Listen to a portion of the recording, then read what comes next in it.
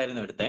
So ഈ ദിവസം നമ്മൾ പ്രീവിയസ് ക്വസ്റ്റ്യൻ ആണ്. നമുക്ക് PYQ എന്തുകൊണ്ടാണ് ഇമ്പോർട്ടന്റ് ആവുന്നതെന്ന് ചോദിച്ചു കഴിഞ്ഞാൽ, നിങ്ങളൊരു CSEB എക്സാമിലേക്ക് ഫോക്കസ് ചെയ്യുകയാണെന്നുണ്ടെങ്കിൽ അതിന്റെ പ്രധാനപ്പെട്ട ഒരു ബെനിഫിറ്റ് എന്താണെന്ന് ചോദിച്ചു കഴിഞ്ഞാൽ, ഓൾമോസ്റ്റ് പ്രീവിയസ് ഇയർലി ചോദിച്ചിട്ടുള്ള ക്വസ്റ്റ്യൻസ് എന്തൊക്കെയാണോ ആ ക്വസ്റ്റ്യൻസിന്റെ ഒരു റിപ്പീറ്റ് ഫോം ആയിരിക്കും. ഓക്കെ, ദെൻ ബാങ്കിങ്ങിലേക്ക് വരുമ്പോൾ അതിനകത്തൊരു ചെറിയ മാറ്റം കൂടെ നമ്മൾ വരുത്തേണ്ടി വരും. അതിന്റെ റിലേറ്റഡ് ഫാക്ടൂടെ നമ്മൾ കൂടുതലായിട്ട് എന്ത് ചെയ്യേണ്ടി വരും, നോക്കേണ്ടി വരും. കാരണം ബാങ്കിങ് എന്ന് പറയുന്നത് എപ്പോഴും അപ്ഡേഷൻ ഉള്ള ഒരു സബ്ജക്റ്റ് ആണ്.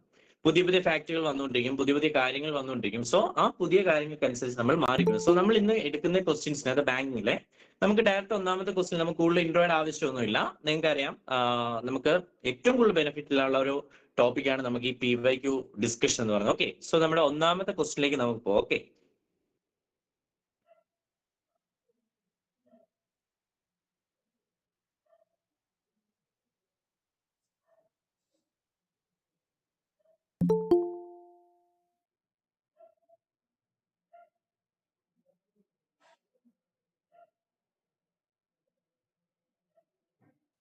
സോ നമ്മുടെ ഒന്നാമത്തെ ക്വസ്റ്റ്യൻ എന്ന്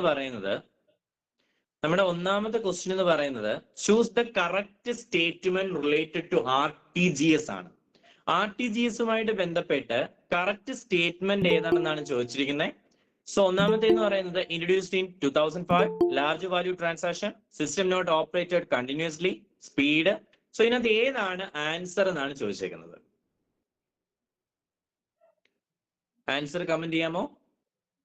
ആൻസർ കമന്റ് ചെയ്യണേ, നിങ്ങൾ മിണ്ടാതിരിക്കല്ലേ, വായിച്ചു നോക്കിയിട്ട് ആൻസർ കറക്റ്റ് ചെയ്യണേ, കമന്റ് ചെയ്യണേ. ഓപ്ഷൻ ഏതാണെന്ന് മാത്രം കമന്റ് ചെയ്താൽ മതി. നിങ്ങൾ വേറെ ഒന്നും കമന്റ് ചെയ്യേണ്ട, ഓപ്ഷൻ ഏതാണെന്ന് കമന്റ് ചെയ്താൽ മതി. അതിനുശേഷം നമ്മളാണെന്നുണ്ടെങ്കിൽ നമുക്ക് എന്ത് ചെയ്യാം, ഡിസ്കസ് ചെയ്യാം. ഓക്കെ, ഇനി ആൻസർ വായിച്ചു നോക്കി. ഇത്രയും താമസം, അതിനകത്ത് 4 ചെറിയ പോയിന്റുകളല്ലേ ഉള്ളൂ. പറഞ്ഞേ, എടോ തെറ്റുന്നെങ്കിൽ തെറ്റിക്കോട്ടെ, അതൊന്നും പ്രശ്നമുള്ള ഒരു കാര്യമൊന്നും അല്ല. ക്ലാസ്സിലിരിക്കുന്ന ആർക്കെങ്കിലും കേൾക്കുന്നുണ്ടോ ഞാൻ പറയുന്നത്? ഓഡിയോ വീഡിയോ ക്ലിയർ ആണോ? നിങ്ങൾക്ക് നാണക്കേടാണോ ആൻസർ പറയാൻ വേണ്ടിയിട്ട്? ഓക്കെ, സോ ശ്രദ്ധിക്കുക, നമ്മുടെ ഒന്നാമത്തത് ചോദിച്ചിരിക്കുന്നത് RTGS ഇൻട്രൊഡ്യൂസ്ഡ് ഇൻ 2005 എന്നാണ്. അബ്സല്യൂട്ട്ലി റോങ് ആണ്. ഒന്നാമത്തെ ഓപ്ഷൻ റോങ് ആണ്. RTGS ഇൻട്രൊഡ്യൂസ് ചെയ്തത്, നിങ്ങൾ എക്സ്ട്രാ പോയിന്റ് പറയുമ്പോൾ എഴുതി, നമുക്കത് നോട്ടായിട്ട് തരാം. RTGS ഇൻട്രൊഡ്യൂസ് ചെയ്യുന്നത് മാർച്ച് 26, 2004 RTGS ഇൻട്രൊഡ്യൂസ് ചെയ്യുന്നത് March 26, 2004. March 26, 2004 March 26, 26th March 2004, 2004. So ഒന്നാമത്തെ ഓപ്ഷൻ തെറ്റാണ്. രണ്ടാമത്തെ it's A large value transaction ശരിയാണ്. കാരണം RTGSൽ മിനിമം ട്രാൻസാക്ഷൻ ലിമിറ്റ് എന്ന് പറയുന്നത് 2 ലക്ഷം രൂപയാണ്. RTGSൽ മിനിമം ട്രാൻസാക്ഷൻ ലിമിറ്റ് 2 ലക്ഷം രൂപയാണ്. ഓക്കെ, 2 ലക്ഷം രൂപയാണ്. സോ എക്സ്ട്രാ പോയിന്റ് എഴുതിക്കോണേ, ഒന്നുകൂടെ പറയണമെങ്കിൽ പറയണം. സോ ശ്രദ്ധിക്കുക. സോ രണ്ടാമത്തെ പോയിന്റ് ശരിയാണ്. മൂന്നാമത്തെ സിസ്റ്റം നോട്ട് ഓപ്പറേറ്റഡ് കണ്ടിന്യൂസ്ലി തെറ്റാണ്. ഏത് സമയം വേണമെങ്കിലും നിങ്ങൾക്ക് RTGS അയക്കാം. RTGS ഒരു 24/7 ആണ്. RTGS എന്താണ്? 24/7 ആണ്.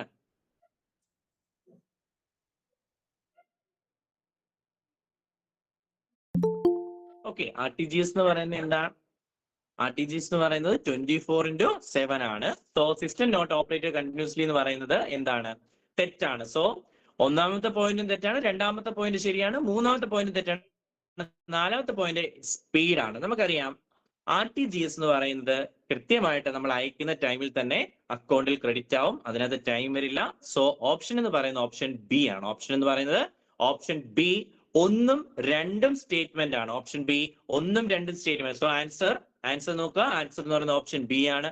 ഒന്നല്ല, ഓപ്ഷൻ ബി എന്ന് പറയുന്നത് 2ഉം 4ഉം. അതായത് 2, 4 എന്ന് പറയുന്നത് ലാർജ് വാല്യൂ ട്രാൻസാക്ഷനും അതേപോലെ നാലാമത്തെ എന്ന് പറയുന്നത് സ്പീഡുമാണ്. ഓക്കെ, സോ RTGS ഇൻട്രൊഡ്യൂസ് ചെയ്ത RBI ആണ്. 2004 മാർച്ച് 26 RTGS ഇൻട്രൊഡ്യൂസ് ചെയ്യുന്നത്. ഇനി RTGS എന്ന് പറയുന്നത് ഒരു റിയൽ ടൈം സെറ്റിൽമെന്റ് ആണ്. അതായത് റിയൽ ടൈം സെറ്റിൽമെന്റ് ആ പേരിൽ തന്നെയുണ്ട്. നിങ്ങൾ ഒരു ട്രാൻസാക്ഷൻ ഇനിഷ്യേറ്റ് ചെയ്താൽ ആ സെക്കൻഡിൽ തന്നെ അതിൽ എന്ത് ചെയ്യും, ആ ഒരു എമൗണ്ട് ക്രെഡിറ്റ് ആകും. സോ അത് 24/7 ആണ്. ഇനി ഇങ്ങനെ ക്ലിയർ ചെയ്ത് കൊടുക്കണമെങ്കിൽ ഒരിക്കലും ഇത് ബാങ്കുകൾക്ക് നേരിട്ട് ചെയ്യാൻ സാധ്യമല്ല. ഉദാഹരണത്തിന് ഞാൻ എന്റെ അക്കൗണ്ടിൽ നിന്ന് നിങ്ങളുടെ അക്കൗണ്ടിലേക്ക് ഒരു RTGS വഴി എമൗണ്ട് അയച്ചാൽ ബാങ്ക് എടുത്ത് ബാങ്കിന്റെ അക്കൗണ്ടിലേക്ക് നേരിട്ട് അയച്ചു കൊടുക്കുകയല്ല ചെയ്യുന്നത്. ഇതിന്റെ ഇടനിലക്കാരനായിട്ട് ഒരു ക്ലിയറിംഗ്സ് ഏജൻസി വേണം. അതായത് ഈ പറയുന്ന എന്റെ അക്കൗണ്ടിൽ നിന്ന് നിങ്ങളുടെ അക്കൗണ്ടിലേക്ക് ഒരു RTGS ട്രാൻസാക്ഷൻ അയക്കുമ്പോൾ, എന്റെ അക്കൗണ്ടിൽ നിന്ന് നിങ്ങളുടെ അക്കൗണ്ടിലേക്ക് ഒരു RTGS ട്രാൻസാക്ഷൻ അയക്കുമ്പോൾ ആ RTGS ട്രാൻസാക്ഷൻ നിങ്ങളുടെ കീഴിലേക്ക് വരണമെങ്കിൽ അതിന്റെ ഇടയിൽ നിന്ന് ഇത് സെറ്റിൽ ചെയ്യാൻ ഒരാൾ വേണം. അങ്ങനെയെങ്കിൽ RTGS സെറ്റിൽ ചെയ്യാൻ ഒരു ഏജൻസി അല്ലെങ്കിൽ ഒരു സ്ഥാപനം ഉണ്ടാവണം. RTGS സെറ്റിൽ ചെയ്യുന്നത് ആരാണെന്ന് പറയാമോ? RTGS സെറ്റിൽ ചെയ്യുന്നത് ആരാണെന്ന് പറയാമോ? ആരാണെന്ന് പറയാമോ? നിങ്ങൾ മെസ്സേജ് ഇടുന്നുണ്ടോ? ഞാനൊന്നും കാണുന്നില്ലല്ലോ. ഞാനൊന്നും കാണുന്നില്ല, കേൾക്കുന്നില്ല. ക്ലാസ്സിലിരിക്കുന്ന ആൾക്കാർക്ക് ഞാൻ പറയുന്ന വ്യക്തമാവുന്നുണ്ടോ? ഒരു തംസ്പെങ്കിലും തന്നൂടെ? ഓക്കെ, ശ്രദ്ധിക്കുക. Very good. ഓക്കെ ഓക്കെ, അപ്പോൾ ആൻസേഴ്സും കൂടെ അതുപോലെ തരാമെങ്കിൽ വളരെ ഉപകാരമായിരിക്കും. ശ്രദ്ധിക്കുക, പറയുന്നത് ശ്രദ്ധിക്കുക. സോ RTGS എന്താണെന്ന് ചോദിച്ചു കഴിഞ്ഞാൽ RTGS at that time payment ആണ്. അതായത് നിങ്ങളൊരു RTGS ട്രാൻസാക്ഷൻ കൊടുക്കുന്ന സമയത്ത് തന്നെ അതിന്റെ പേയ്മെന്റ് അവിടെ എന്ത് ചെയ്യും? പോകുന്നതാണ്. സോ RTGS എന്ന് പറയുന്നത് 24/7 ആണ്. RTGS ടൈംലി പേയ്മെന്റ് ആണ്. RTGS ഹൈ വാല്യൂ ട്രാൻസാക്ഷൻ ആണ്. RTGS എന്ന് പറയുന്നത് എന്താണ്? High value transaction. സോ അതുകൊണ്ട് തന്നെ CSEBക്ക് പ്രീവിയസ്ലി ഇതുമായിട്ട് ബന്ധപ്പെട്ട ഒരു ക്വസ്റ്റിനകത്ത് നമുക്ക് ഓപ്ഷനകത്ത് ആൻസർ RTGSന്റെ പ്രത്യേകത അല്ലെങ്കിൽ RTGS എന്താണെന്നുള്ളതിനകത്ത് നമുക്ക് തന്നിരുന്ന ഒരു വാക്കായിരുന്നു high value time keeping transaction. അതിനകത്ത് കറക്റ്റ് ആയിട്ട് ആ ഒരു മീനിങ്ങിലാണ് നമുക്കത് പോയത്. എക്സാക്ട് എന്റെ വേർഡ് ഞാൻ ഓർക്കുന്നില്ല. അതായത് ഹൈ വാല്യൂ ടൈം കീപ്പിംഗ് ആണ്. ഓക്കെ, RTGS എന്ന് പറയുന്നത്. ഓക്കെ, സോ RTGS എന്ന് പറയുന്നത് ഹൈ വാല്യൂ ട്രാൻസാക്ഷൻ ആണ്, അതേപോലെ ടൈം കീപ്പിംഗ് ആണ്. ഓക്കെ, അതിന് വേറൊരു പേരിട്ടാണ് വിളിക്കുന്നത്. നമുക്ക് നോട്ട്സ് തരുമ്പോൾ ഞാൻ അത് എടുത്തിട്ട് തരാം കേട്ടോ. അങ്ങനെ ചോദിച്ച ക്വസ്റ്റിനകത്ത് എങ്ങനെയാണെന്നുള്ളത് ഞാൻ ഓർക്കുന്നില്ല. So high value time keeping അല്ലെങ്കിൽ ടൈം ഒരു രീതിയിൽ നിന്നുള്ള ആ ഒരു ട്രാൻസാക്ഷനെയാണ് നമ്മൾ എന്ന് വിളിക്കുന്നത് RTGS ട്രാൻസാക്ഷൻ എന്ന് വിളിക്കുന്നത്. സോ RTGS ക്ലിയർ ചെയ്യുന്ന ആരാണെന്ന് ഞാൻ ചോദിച്ചു. RTGS ക്ലിയർ ചെയ്ത് കൊടുക്കുന്ന RBI നേരിട്ടാണ്. RTGS cleared by RBI. അതുകൂടി ഒന്ന് എഴുതിക്കോളാം. RTGS cleared by RBI. RTGS cleared by RBI. RTGS clear ചെയ്യുന്ന ആരാണെന്ന് ചോദിച്ചാൽ അത് RBI ആണ്. റിസർവ് ബാങ്ക് ഓഫ് ഇന്ത്യ നേരിട്ടാണ്. റിസർവ് ബാങ്ക് ഓഫ് ഇന്ത്യ നേരിട്ടാണ് എന്ത് ചെയ്യുന്നത്? RTGS ക്ലിയർ ചെയ്യുന്നത്. റിസർവ് ബാങ്ക് ഓഫ് ഇന്ത്യ നേരിട്ടാണ് എന്ത് ചെയ്യുന്നത്? RTGS ക്ലിയർ ചെയ്യുന്നത്. ഓക്കെ, ക്ലിയർ ആണോ? പറഞ്ഞ ക്ലിയർ ആണോ? ഞാൻ പറഞ്ഞത് ക്ലിയർ ആണോ? ഓക്കെ ആണോ? ഓക്കെ ഓക്കെ, സോ RTGS ഉണ്ട്. RTGSനകത്ത് മിനിമം 2 ലക്ഷം രൂപയാണ്. RTGS എന്ന് പറയുന്നത് 24/7 ആണ്. RTGS ഇൻട്രൊഡ്യൂസ് ചെയ്ത് മാർച്ച് 26, 2004 മാർച്ച് 26, 2004 ഓക്കെ, ഒരു അപ്ഡേറ്റഡ് പോയിന്റ്, അപ്ഡേറ്റ് എന്ന് വെച്ചാൽ 6 വർഷം മുമ്പ് വന്ന അപ്ഡേറ്റ് ആണ്. അപ്ഡേറ്റഡ് പോയിന്റ് എഴുതിക്കൊള്ളാം. നിങ്ങൾ എഴുതിക്കൊള്ളാം. With effect from July 1, 2019. With effect from July 1, 2019. July 1, 2019 RBI waived WAIVD ഒഴിവാക്കി എന്നുള്ള മീനിങ് ആണ്. RBI waived the processing charges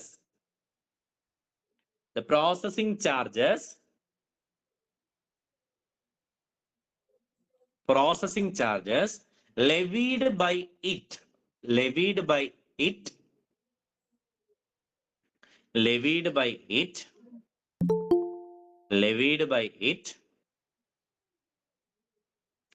by it for RTGS transactions.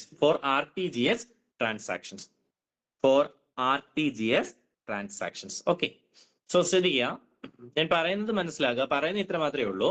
So RTGS ഞാൻ പറഞ്ഞു, RTGS സെറ്റിൽ ചെയ്യുന്നത് RBI ആണ്. സോ സൈഡിലോട്ട് എഴുതിയിട്ട് നമ്മൾ RTGS സെറ്റിൽഡ് ബൈ ആരാണ്? RBI. RTGS സെറ്റിൽഡ് ബൈ ആരാണ്?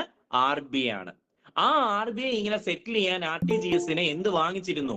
ചാർജ് വാങ്ങിച്ചിരുന്നു. ബാങ്കുകളുടെ കയ്യിൽ നിന്ന് ചാർജ് വാങ്ങിച്ചിരുന്നു. അതായത് നിങ്ങളുടെ ഒരു RTGS അയക്കുമ്പോൾ നിങ്ങൾ ചാർജ് ബാങ്കിൽ നിന്ന് എന്ത് ചെയ്യും? ആ RBIക്ക് കൊടുക്കണമായിരുന്നു. എന്നാൽ 2019 മുതൽ യാതൊരുവിധ ചാർജസും ഈടാക്കുന്നത്. ഞാൻ നേരത്തെ പറഞ്ഞ വേർഡ് എനിക്ക് കിട്ടിയിട്ടുണ്ട്. ആ വേർഡ് ഇങ്ങനെയായിരുന്നു, RTGS എന്താണെന്ന് ചോദിച്ചു കഴിഞ്ഞാൽ primarily used for high value and time critical transaction. Okay, അങ്ങനെയായിരുന്നു അതിന്റെ വേർഡ് എഴുതിയിരുന്നത് ആ ക്വസ്റ്റ്യൻ അത് കേട്ടോ. High value and time critical transaction. RTGS is for time value, sorry time value അല്ല, high value and time critical. എന്തുകൊണ്ടാണ് high value എന്ന് പറഞ്ഞാൽ? ഹൈ വാല്യൂ എന്ന് പറഞ്ഞു കഴിഞ്ഞാൽ നമുക്ക് മിനിമം 2 ലക്ഷം രൂപ ഉണ്ടെങ്കിൽ ഇതിനകത്ത് ട്രാൻസാക്ഷൻ ചെയ്യാൻ കഴിയൂ. ടൈം ക്രിട്ടിക്കൽ എന്ന് പറഞ്ഞു കഴിഞ്ഞാൽ ഇതിനകത്ത് ടൈം കൺസ്യൂമിംഗ് ഇല്ല, ആ ടൈമിൽ തന്നെ അത് എന്ത് ചെയ്യുകയും ചെയ്യും, അവിടേക്ക് പോവുകയും ചെയ്യും. ഓക്കെ, ക്ലിയർ ആണോ പറഞ്ഞത്? ഓക്കെ, നമ്മൾ നെക്സ്റ്റ് ക്വസ്റ്റിനിലേക്ക് പോവുകയാണ്. എന്തെങ്കിലും ഡൗട്ട് ഉണ്ടെങ്കിൽ ചോദിക്കും. ഓക്കെ, സോ അടുത്ത question. Okay,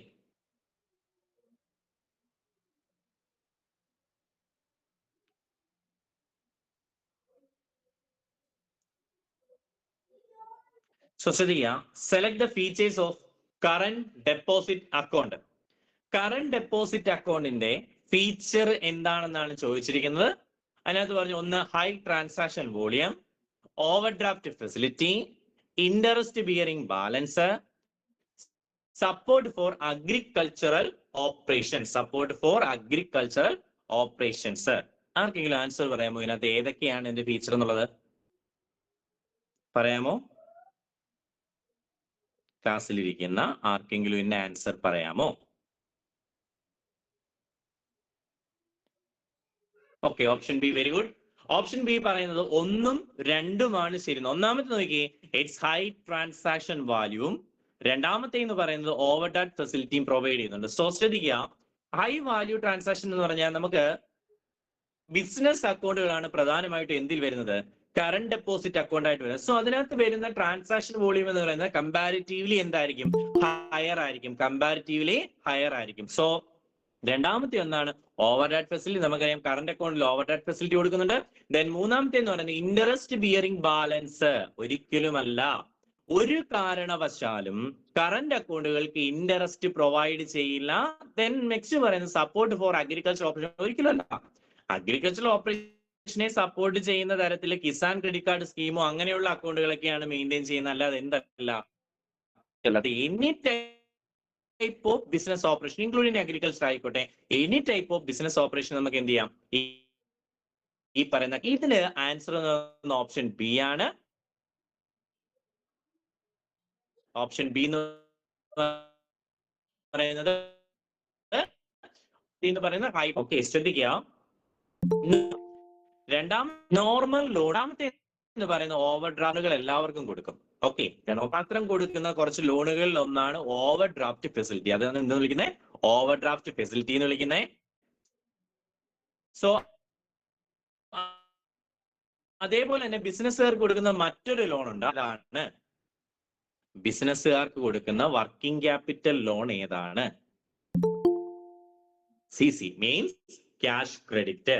so cash credit എന്താണെന്ന് ചോദിച്ചാൽ ബിസിനസ്സുകാർക്ക് കൊടുക്കുന്ന വർക്കിംഗ് ക്യാപിറ്റൽ ലോണിനെ നമ്മൾ വിളിക്കുന്ന working capital loan given to the working capital loan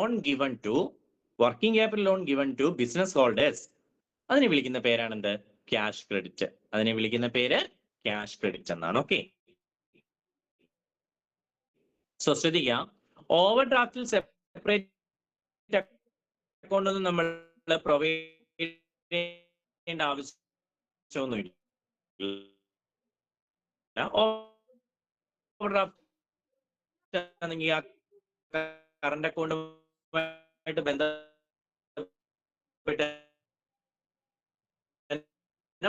പോയിക്കൊണ്ടിരിക്കുന്ന അക്കൗണ്ടാണ്. സോ ശ്രദ്ധിക്കുക,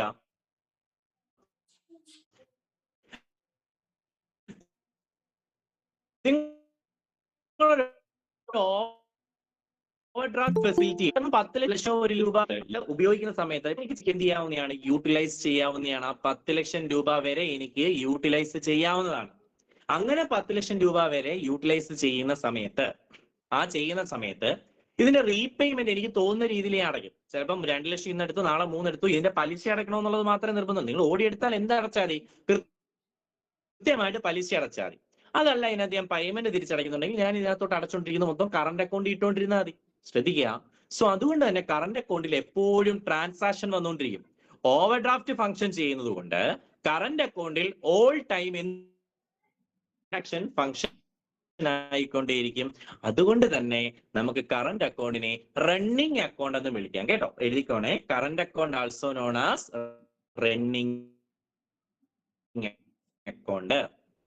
current account also known as running account. Current account also known as running account. Okay, current account also known as running account. Current അക്കൗണ്ടിനെ നമുക്ക് എന്തെന്ന് വിളിക്കാം? Running account എന്ന് വിളിക്കാം കേട്ടോ. Current അക്കൗണ്ടിനെ നമുക്ക് റണ്ണിങ് അക്കൗണ്ട് എന്ന് വിളിക്കാം. ഓക്കെ, സോ കറന്റ് അക്കൗണ്ടിൽ നമുക്ക് വേറെ എക്സ്ട്രാ ഒന്നും ഒരുപാട് പോയിന്റുകളൊന്നും പറഞ്ഞ് പഠിക്കാനൊന്നുമല്ല. സോ കറന്റ് അക്കൗണ്ട് എന്ന് പറയുന്നത് ബിസിനസ് ഹോൾഡേഴ്സിന് പ്രധാനമായിട്ടും കൊടുക്കുന്നതാണ്. ഇനി കറന്റ് അക്കൗണ്ട് അത് ഓപ്പൺ ചെയ്യുന്ന സമയത്തും ഓപ്പറേറ്റ് ചെയ്യുന്ന സമയത്തും കുറച്ച് എന്താ പറയുന്നത് കാര്യങ്ങളുണ്ട്. ഒന്ന്, ഒരു ഇൻഡിവിജ്വലിന്റെ പേരിൽ ഒരു കാരണവശാലും നമുക്കൊരു ഇൻഡിവിജ്വൽ അക്കൗണ്ട് ആയിട്ട് നമ്മൾ എന്ത് കൊടുക്കില്ല? ഈ പറയുന്ന കറന്റ് അക്കൗണ്ട് ഓപ്പൺ ചെയ്യാൻ സാധ്യമല്ല. ഒരു ഇൻഡിവിജ്വൽ നെയിമിൽ കറന്റ് അക്കൗണ്ടുകൾ ഓപ്പൺ ചെയ്യാൻ സാധ്യമല്ല. അപ്പൊ അതുകൊണ്ട് തന്നെ മൈനറിന് സാധ്യമാണോ, എത്ര വയസ്സ് വരെ പറ്റും, ഇങ്ങനെയുള്ള ചോദ്യങ്ങളൊന്നും അവിടെ വരുന്നില്ല. കാരണം ഇത് ബിസിനസ് സ്ഥാപനങ്ങൾക്ക് കൊടുക്കുന്ന അക്കൗണ്ടുകൾ ആയതുകൊണ്ട്. അതുകൊണ്ടാണ് കറന്റ് അക്കൗണ്ടിൽ പോയിന്റ്. നമുക്ക് സേവിങ്സ് അക്കൗണ്ട് ആണെങ്കിൽ ഒരുപാട് പറയാനുണ്ട്, കറന്റ് അക്കൗണ്ടിൽ ഒരുപാടൊന്നും പറയാനില്ല. പ്രധാനമായിട്ടും കറന്റ് അക്കൗണ്ടിൽ പറയാം, കറന്റ് അക്കൗണ്ടിലൂടെ നമുക്ക് ബേസ് ചെയ്ത് കൊടുക്കുന്ന രണ്ട് ലോണുകൾ ഓവർ ഡ്രാഫ്റ്റും അതേപോലെ തന്നെ ക്യാഷ് ക്രെഡിറ്റും ആണ്. ഓവർ ഡ്രാഫ്റ്റ് ഒരു എമർജൻസി സിറ്റുവേഷനിലൊക്കെ നമ്മൾ ഈ ക്രെഡിറ്റ് കാർഡ് ഉപയോഗിക്കുന്ന എടുക്കാവുന്ന ലോണാണ്. എന്നാൽ ക്യാഷ് ക്രെഡിറ്റ് എന്ന് പറയുന്നത് വർക്കിംഗ് ക്യാപിറ്റൽ റിക്വയർമെന്റിന് വേണ്ടി എടുക്കുന്നതാണ്. ഈ പറയുന്ന കറന്റ് അക്കൗണ്ടിൽ ഒരു കാരണവശാലും യാതൊരു വിധത്തിലുള്ള പലിശയും കൊടുക്കുന്നതല്ല. കറന്റ് അക്കൗണ്ടിൽ എന്ത് കൊടുക്കുന്നതല്ല? പലിശ കൊടുക്കുന്നതല്ല. ഓക്കെ, സോ കറന്റ് അക്കൗണ്ടിനെ വിളിക്കുന്ന മറ്റൊരു പേര് നമ്മൾ പറഞ്ഞു കഴിഞ്ഞു, ഓവർ ഡ്രാഫ്റ്റ് ഉണ്ടായതുകൊണ്ട്. ഓവർ ഡ്രാഫ്റ്റ് റണ്ണിങ് അക്കൗണ്ട് ആണ്. ഓപ്ഷനകത്ത് നിങ്ങൾ കറന്റ് അക്കൗണ്ട് ഇല്ല, പകരം ഓവർ ഡ്രാഫ്റ്റ് ഉണ്ടെങ്കിൽ ഓവർ ഡ്രാഫ്റ്റ് റണ്ണിങ് അക്കൗണ്ട് എന്ന് എഴുതാം, കുഴപ്പമില്ല. സോ ഓവർ ഡ്രാഫ്റ്റ് ഫംഗ്ഷൻ ചെയ്യുന്നതുകൊണ്ട് തന്നെ കറന്റ് അക്കൗണ്ടിനെ നമുക്ക് എന്ന് വിളിക്കാം?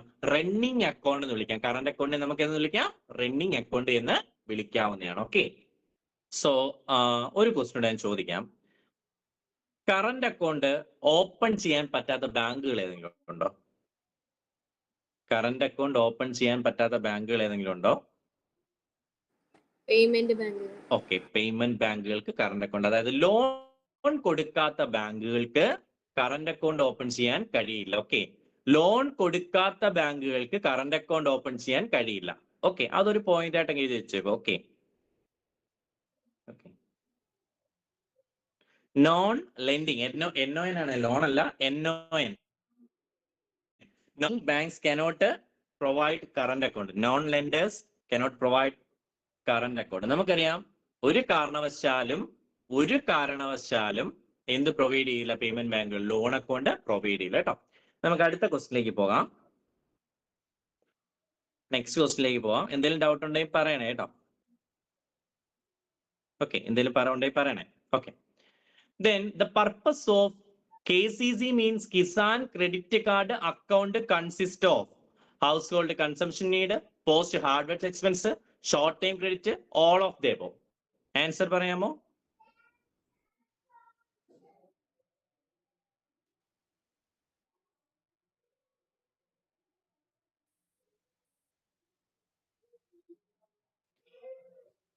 And answer sir, easy answer parayamo?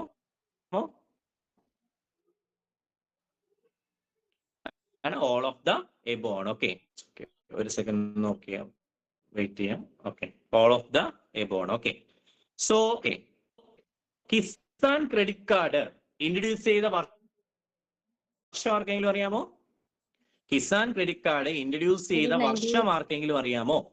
ക്ലാസ്സിലിരിക്കുന്ന ആർക്കെങ്കിലും അറിയാമോ KCC ഇൻട്രൊഡ്യൂസ് ചെയ്ത വർഷം? 1998 ഗവൺമെന്റ് ഇനിഷ്യേറ്റീവ് എടുത്തുകൊണ്ട്, 1998 ഗവൺമെന്റ് ഇനിഷ്യേറ്റീവ് എടുത്തുകൊണ്ടാണ് എന്ത് വന്നത്?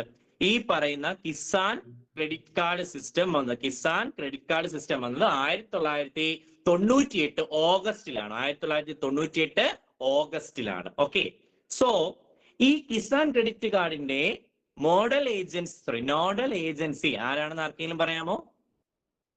നോഡൽ ഏജൻസി ആരാണെന്ന് പറയാമോ? കിസാൻ ക്രെഡിറ്റ് കാർഡിന്റെ നോഡൽ ഏജൻസി, അല്ലെങ്കിൽ Kisan credit card program launch ചെയ്ത സെൻട്രൽ ഗവൺമെന്റ് ആണെങ്കിലും ഡെവലപ്പ് ചെയ്ത ആരാന്ന് പറയാമോ?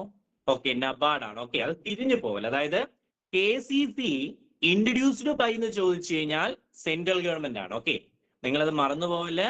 KCC introduced by central government. KCC Kisan credit card introduced by എന്താണ്? അത് സെൻട്രൽ ഗവൺമെന്റ് ആണ്. എന്നാൽ KCCയുടെ നോഡൽ ഏജൻസി ചോദിച്ചാലോ, KCC ഡെവലപ്ഡ് ബൈ അല്ലെങ്കിൽ ആ ഒരു ഇംപ്ലിമെന്റേഷൻ പ്രോസസ്സിലുള്ള ബാക്കിയുള്ള കാര്യങ്ങൾ ചെയ്തത് ആരാണെന്ന് ചോദിച്ചാലോ അതാരാണ്? നബാർഡ് ആണ്. ആരാണ്? നബാർഡ് ആണ്. ഓക്കെ. KCC റെക്കമെൻഡ് ചെയ്ത ആരാ? KCC റെക്കമെൻഡ് ചെയ്ത ആരാ? ആർക്കെങ്കിലും പറയാമോ? KCC റെക്കമെൻഡഡ് ബൈ കമ്മിറ്റിയുടെ പേര് പറയാമോ ആർക്കെങ്കിലും? RV Gupta committee. KCC recommended by RV Gupta committee. RV Gupta committee. RV Gupta committee. ഇതിന്റെ നോട്ട്സ് ഞാൻ തന്നെ കേട്ടോ, അയച്ചു കൊടുത്തേക്കാം കേട്ടോ. RV Gupta committee. KCC introduced by RV Gupta committee. RV Gupta committee. Okay. KCCയിൽ എത്ര ലക്ഷം രൂപ വരെയാണ് ലോൺ കൊടുക്കുന്നതെന്ന് അറിയാമോ? KCCയിൽ എത്ര ലക്ഷം രൂപ വരെയാണ് ലോൺ കൊടുക്കുന്നതെന്ന് പറയാമോ? ആർക്കെങ്കിലും പറയാമോ? KCCയില് ലോൺ ഓഫർ ചെയ്യുന്നത് എത്ര ലക്ഷം രൂപ വരെയാണെന്ന് പറയാമോ? ഓക്കെ, ഫൈലാക്കാം. ഓക്കെ, ശ്രദ്ധിക്കുക. നമുക്ക് 3 lakh ആയിരുന്നു. ദെൻ ഇപ്പോൾ അതെന്ന് പറയുന്നത് 5 lakh ആയിട്ട് അതിന്റെ ഇത് മാറ്റിയിട്ടുണ്ട്. വെരി ഗുഡ്, നിങ്ങൾ അപ്ഡേറ്റഡ് ആണ്. എക്സലന്റ്. ഓക്കെ. ദെൻ KCCയില് നമ്മുടെ കാർഡുകളില് സ്മാർട്ട് കാർഡ് കൊണ്ടുവരണം, അല്ല സ്മാർട്ട് KCC കാർഡുകൾ ഇൻട്രൊഡ്യൂസ് ചെയ്യണമെന്ന് റെക്കമെൻഡ് ചെയ്തൊരു കമ്മിറ്റി ഉണ്ട്. ആരാണെന്ന് പറയാമോ? ആർക്കെങ്കിലും അത് പറയാമോ? KCC smart card. KCC smart card. Okay, TM Bhasin കമ്മിറ്റിയാണ്. Okay, TM Bhasin committee. ആ പോയിന്റ് കൂടെ എഴുതിക്കൊള്ളാം. നിങ്ങൾക്ക് ഈ പോയിന്റ് മൊത്തം ഞാൻ അയച്ചു തരാം. TM Bhasin committee. BHASIN. TM Bhasin committee recommended smart KCC card. Smart KCC എന്ന് വെച്ചാൽ മറ്റേ കിസാൻ ക്രെഡിറ്റ് കാർഡിന്റെ അവിടെ മറ്റേ ആ ഒരു ടൈപ്പ് ചെയ്യുന്നതിന് പകരം മൈക്രോ ചിപ്പ് വെക്കുന്നതിനെയാണ് നമ്മൾ സ്മാർട്ട് കാർഡ് എന്ന് വിളിക്കുന്നത് കേട്ടോ. ചിപ്പ് ബേസ്ഡ് കാർഡുകളെയാണ് സ്മാർട്ട് കാർഡ് എന്ന് വിളിക്കുന്നത് കേട്ടോ. ഓക്കെ. ദെൻ ഇനി പറയുന്ന കാര്യങ്ങൾ നിങ്ങൾ കേട്ടിരുന്നാൽ മതി. ഞാൻ ഇതിന്റെ നോട്ട് നിങ്ങൾക്ക് തരുമ്പോൾ നിങ്ങൾ നോട്ട്സ് എഴുതിയാൽ കേട്ടോ. ഞാൻ നിങ്ങൾക്ക് നോട്ട് തരാം, നിങ്ങളിപ്പോ കേട്ടിരുന്നാൽ മതി. ഇതിനകത്ത് എന്തൊക്കെയാണ് കവർ ചെയ്യുന്നതെന്ന് വെച്ചാൽ KCCയിൽ എന്തൊക്കെ ചെയ്യാം ചോദിച്ചാൽ, ഒന്ന്, to meet the short time credit requirement of കൾട്ടിവേറ്റേഴ്സിന്റെ ഷോർട്ട് ടൈം ക്രെഡിറ്റ് റിക്വയർമെന്റിന് വേണ്ടിയിട്ട്. 2, investment the credit requirement for agriculture ആക്ടിവിറ്റീസിന്റെ ക്രെഡിറ്റ് റിക്വയർമെന്റിന് വേണ്ടിയിട്ട്. Then provide working capital for maintenance of farm assets. Farm assetsകളുടെ വർക്കിംഗ് ക്യാപിറ്റൽ റിക്വയർമെന്റ് വേണ്ടിയിട്ട്. അതേപോലെ തന്നെ provide consumption requirement for household farmers. അതാണ് നമ്മുടെ ഒന്നാമത് എഴുതിയിരിക്കുന്ന പോയിന്റ്. 2, നെക്സ്റ്റ് വൺ എന്ന് പറയുന്നത് പ്രൊവൈഡ് മാർക്കറ്റ് ലോൺ പ്രൊവൈഡ് ചെയ്യാറുണ്ട്. അതേപോലെ to cover post harvest expense, വിളവെടുപ്പിന് ശേഷമുള്ള എക്സ്പെൻസ് കവർ ചെയ്യാനും നമുക്ക് എന്ത് ഉപയോഗിക്കാം?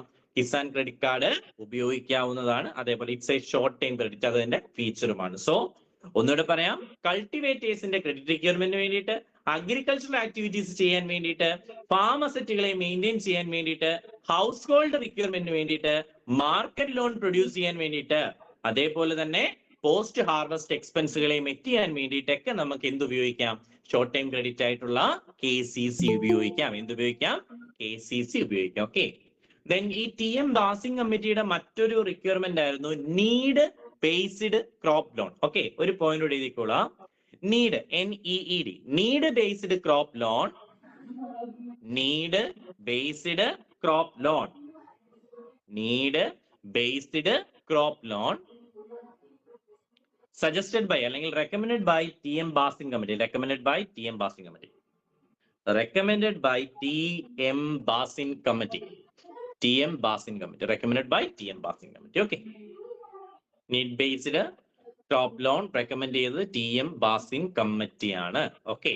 അതേപോലെ നമ്മുടെ കാർഡ്. ഓക്കെ, ഇപ്പൊ RuPay credit card, RuPay Kisan credit card ഒക്കെ വന്നിട്ടുണ്ട് കേട്ടോ. അതായത് നേരത്തെ മാസ്റ്റർ കാർഡ് അതേപോലെ വിസ അവരൊക്കെ പ്രൊവൈഡ് ചെയ്യുന്നതിന് പകരം ഇപ്പോൾ KCC ഓഫർ ചെയ്യുന്ന രൂപേ കാർഡാണ്. ഓക്കെ, അതൊന്നും കുഴപ്പമൊന്നുമില്ല, അതിനകത്തൊന്നും കുഴപ്പമില്ല, അതൊക്കെ വിട്ടേക്കാം. ഇതിനകത്ത് പുതിയ ലിമിറ്റ് നിങ്ങൾ അറിഞ്ഞിരിക്കുക. പുതിയ ലിമിറ്റ് എന്ന് പറയുന്നത് 5 ലക്ഷം രൂപയാണെന്നുള്ളത് അറിഞ്ഞിരിക്കുക. അതേപോലെ തന്നെ എന്തൊക്കെ കാര്യങ്ങൾക്കുള്ളതാണെന്ന് അറിഞ്ഞിരിക്കുക. അത് ഞാൻ നോട്ട്സ് ആയിട്ട് നിങ്ങൾക്ക് അയച്ചു തരാം. സോ ഇത് മൂന്നും അതിനകത്ത് പർപ്പസിനകത്ത് പറയുന്നതായതുകൊണ്ട് ഇത് മൂന്നും ആൻസർ ആണ്. സോ അതിന്റെ ആൻസർ എന്ന് പറയുന്നത് all of the above option D ആണ്. ഓക്കെ. പറയുന്നതിനകത്ത് സ്പീഡ് കൂടുതലുണ്ടോ? ഉണ്ടെങ്കിൽ പറയണേ. നിങ്ങൾ ഒന്നും പറയാതിരുന്നാൽ ഞാൻ ഇങ്ങനെ പറഞ്ഞങ്ങ് പോകും കേട്ടോ. കേൾക്കുന്നുണ്ടോ ആരെങ്കിലും? കേൾക്കാമോ? വോയിസ് ക്ലിയർ ആണോ? നമുക്ക് അടുത്ത ക്വസ്റ്റിനിലേക്ക് പോവാണേ. ഓക്കെ, അടുത്ത ക്വസ്റ്റിനിലേക്ക് പോവാണ് കേട്ടോ. Okay, next question. In which sectors are eligible under priority sector lending? താഴെ പറയുന്നതിൽ എന്തൊക്കെയാണ് പ്രയോറിറ്റി സെക്ടർ ലെൻഡിങ്ങിൽ എലിജിബിൾ ആയിട്ടുള്ളതെന്ന് ഓപ്ഷൻ നോക്കിയിട്ട് ആൻസർ പറയാമോ? സർട്ടൻ സ്റ്റാർട്ടപ്പ് ഉണ്ട്, സോഷ്യൽ ഇൻഫ്രാസ്ട്രക്ചർ ഉണ്ട്, റിന്യൂവബിൾ എനർജി ഉണ്ട്, ഹെൽത്ത് കെയർ ഉണ്ട്. ആൻസർ പറയാമോ? Okay, option D, all of the above ആണ്. ഇത് 4 പ്രയോറിറ്റി സെക്ടർ ലെൻഡിങ്ങിന്റെ ഭാഗമാണ്. 4 പ്രയോറിറ്റി സെക്ടർ ലെൻഡിങ്ങിന്റെ ഭാഗമാണ്. ഓക്കെ ഓക്കെ, സോ ശ്രദ്ധിക്കുക. പ്രയോറിറ്റി സെക്ടർ ലെൻഡിങ്ങോട് ബന്ധപ്പെട്ട് നമുക്ക് ഒരുപാട് പോയിന്റുകൾ പഠിക്കാനുണ്ട്. നമുക്ക് അത്യാവശ്യമുള്ളത് ഇപ്പൊ പറയുകയും ബാക്കി നോട്ട്സ് തന്നിട്ട് നിങ്ങൾക്ക് അത് ഡൗട്ട് ഉണ്ടെങ്കിൽ ചോദിച്ചാൽ നമുക്ക് ഒന്നുകൂടെ എന്ത് ചെയ്യാം, അത് ക്ലിയർ ചെയ്ത് പോവുകയും ചെയ്യാം. ഓക്കെ, സോ ശ്രദ്ധിക്കുക. പ്രയോറിറ്റി സെക്ടർ ലെൻഡിങ് എന്ന് പറയുന്നത് എന്താണെന്ന് ചോദിച്ചു കഴിഞ്ഞാൽ, ഇതെല്ലാം ഈ പ്രയോറിറ്റി സെക്ടർ ലെൻഡിങ് ഒക്കെ വരാൻ കാരണമായ ഒരു സ്കീം എന്ന് പറയുന്നത് സോഷ്യൽ കൺട്രോൾ ഓവർ ബാങ്ക്സ് ആണ്. So social control over bank വന്നതിന് ശേഷമാണ് നമ്മുടെ പ്രയോറിറ്റി സെക്ടർ ലെൻഡിങ് ആവശ്യമായി വന്നത്. Okay, so priority sector lending എന്താണെന്ന് പറഞ്ഞു കഴിഞ്ഞാൽ, നമ്മുടെ രാജ്യത്ത് പ്രയോറിറ്റി അർഹിക്കുന്ന ചില മേഖലകളുണ്ട്. അതായത് നമ്മൾ പ്രയോറിറ്റി കൊടുക്കേണ്ടതായിട്ടുള്ള ചില മേഖലകളുണ്ട്. ആ മേഖലകളിൽ നമ്മൾ എന്ത് ചെയ്യണം? പലിശയിൽ ഇളവ് നൽകിക്കൊണ്ട് നമ്മൾ നിർബന്ധമായും വായ്പകൾ കൊടുക്കണം. പലിശയിൽ ഇളവ് എന്ന് വെച്ചാൽ RBI പറയുന്ന പലിശയില് സാധാരണ നിങ്ങൾ ശ്രദ്ധിക്കുക, സാധാരണ ബാങ്കുകളുടെ പലിശ നിരക്കുകൾ ഫിക്സ് ചെയ്യുന്നത് ആ ബാങ്കുകൾ തന്നെയാണ്. Interest rate fixed by bank itself and interest rate regulated by ചോദിച്ചു കഴിഞ്ഞാൽ RBI ആണ്. അത് തിരിഞ്ഞു പോലെ. ഇൻട്രസ്റ്റ് റേറ്റ് ഫിക്സഡ് ബൈ, അത് ലോൺ ആവട്ടെ ഡെപ്പോസിറ്റ് ആവട്ടെ, interest rate fixed by bank ഇറ്റ്സെൽഫും ഇൻട്രസ്റ്റ് റേറ്റ് റെക്കമെൻഡഡ് ബൈ എന്ന് ചോദിച്ചു കഴിഞ്ഞാൽ, റെക്കമെൻഡഡ് അല്ല, ഇൻട്രസ്റ്റ് റേറ്റ് അതിനെ എന്ത് ചെയ്യുന്നു, റെഗുലേറ്റഡ് ബൈ എന്ന് ചോദിച്ചു കഴിഞ്ഞാൽ അതാരാണ്? RBI ആണ്. എന്നാൽ ഈ പ്രയോറിറ്റി സെക്ടർ ലെൻഡിങ്ങിൽ ഇൻട്രസ്റ്റ് റേറ്റുകൾ ബാങ്കുകൾക്ക് ഫിക്സ് ചെയ്യാൻ അനുവാദമില്ല. പ്രയോറിറ്റി സെക്ടർ ലെൻഡിങ്ങിൽ ഇൻട്രസ്റ്റ് റേറ്റുകൾ ആര് ഫിക്സ് ചെയ്യില്ല? ബാങ്കുകൾ ഒരു കാരണവശാലും ഫിക്സ് ചെയ്യില്ല.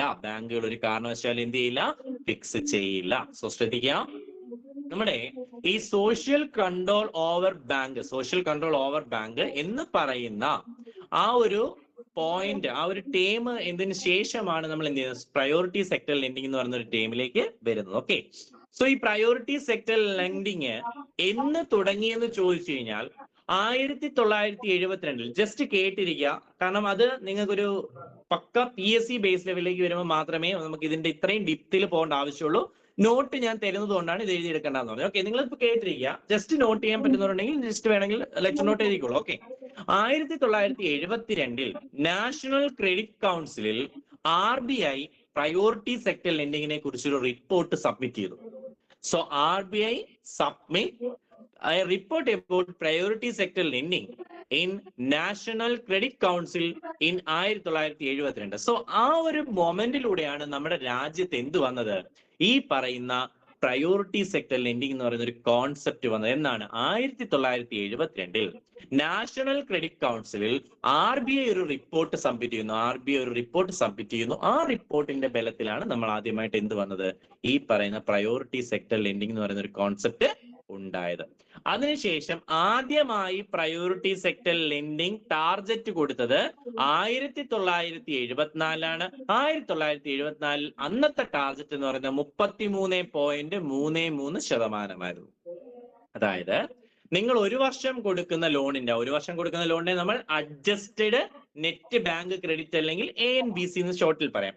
സോ നിങ്ങൾ ഒരു വർഷം കൊടുക്കുന്ന ലോണിന്റെ 33.33% പ്രയോറിറ്റി സെക്ടറിൽ കൊടുക്കാൻ 1974 ആദ്യത്തെ പ്രയോറിറ്റി സെക്ടർ ടാർഗറ്റ് വെച്ചു. ഇന്നത്തെ ടാർഗറ്റ് എത്രയാണെന്ന് ആർക്കെങ്കിലും പറയാമോ? അന്ന് 33.33 ആയിരുന്നു. പ്രയോറിറ്റി സെക്ടർ ലെൻഡിങ് എന്ന് പറഞ്ഞാൽ എത്രയേ ഉള്ളൂ? നിങ്ങൾ ആകെ കൊടുക്കുന്ന ലോണിന്റെ ഒരു നിശ്ചിത ശതമാനം പ്രയോറിറ്റി അർഹിക്കുന്ന ഇത്തരത്തിലുള്ള ഈ ഓപ്നത കൊടുത്തിരിക്കുന്ന മേഖലയിലേക്ക് കൊടുക്കണം എന്നുള്ളതാണ്. അങ്ങനെ കൊടുക്കുമ്പോൾ അന്ന് ആദ്യം വെച്ചിരുന്ന 33.33%, അതായത് നിങ്ങൾ ഈ വർഷം 100 രൂപ ലോൺ കൊടുത്താൽ അതിൽ 33 രൂപ 33 പൈസയും കൊടുക്കേണ്ടത് പ്രയോറിറ്റി സെക്ടറിനായിരിക്കണമെന്നാണ് അതിനകത്ത് പറഞ്ഞിരുന്നത്. ദെൻ ഇപ്പോൾ പ്രസന്റ് എത്രയാണെന്ന് ആർക്കെങ്കിലും പറയാമോ? പ്രയോറിറ്റി സെക്ടർ ലെൻഡിങ്ങിന്റെ ടാർഗറ്റ് ഇപ്പൊ എത്രയാണെന്ന് അറിയാമോ? ജനറലി എത്രയാണെന്ന് പറയാമോ? അർബൻ കോപ്പറേറ്റീവ് ബാങ്കിനും അതേപോലെ തന്നെ ബാക്കിയുള്ളവർക്കൊക്കെ വേറെ വേറെയാണ്. ഓക്കെ, സ്മോൾ ഫിനാൻസ് ബാങ്കിനൊക്കെ വേറെയാണ്. ഞാൻ ചോദിച്ചത് ജനറലി ബാങ്കുകൾക്ക് എത്രയാണെന്ന് ആർക്കെങ്കിലും പറയാമോ? 40%. പറയാമോ? Any answer? Any answer? Okay, no answer. 40% കേട്ടോ. കറന്റ് എത്രയാണ്? എല്ലാം അല്ല, ജനറലി ബാങ്കുകൾക്ക് അത് 40%, 40%. ഓക്കെ, ഒരൊറ്റ പോയിന്റ് നിങ്ങൾ നോട്ട് ചെയ്തിക്കൊള്ളാം. കാരണം CSEB പ്രീവിയസ്ലി ചോദിച്ചുള്ളതാണ്, പ്രയോറിറ്റി സെക്ടർ ലെൻഡിങ്ങിൽ ചോദിച്ചുള്ള ആയതുകൊണ്ട് എഴുതിക്കൊള്ളാം. അതായത് priority sector lending target,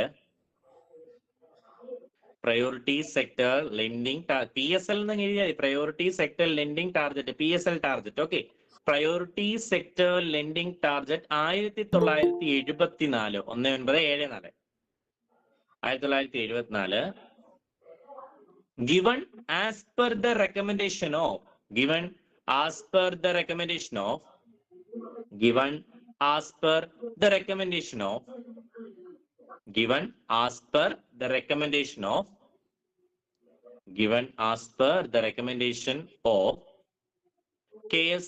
Krishnasamy Committee, K.S. Krishnasamy, K.S. Krishnasamy Committee, K.S. Krishnasamy Committee, K.S. Krishnasamy Committee. Okay okay, അതൊന്ന് ഓർത്തിരിക്കുക. ഇനി നമ്മുടെ ക്വസ്റ്റ്യൻ നോക്കിയേ, in which sectors are eligible under priority sector lending? Priority sector ലെൻഡിങ്ങിൽ ആരൊക്കെയാണ് eligible ആയിട്ടുള്ളതെന്നാ.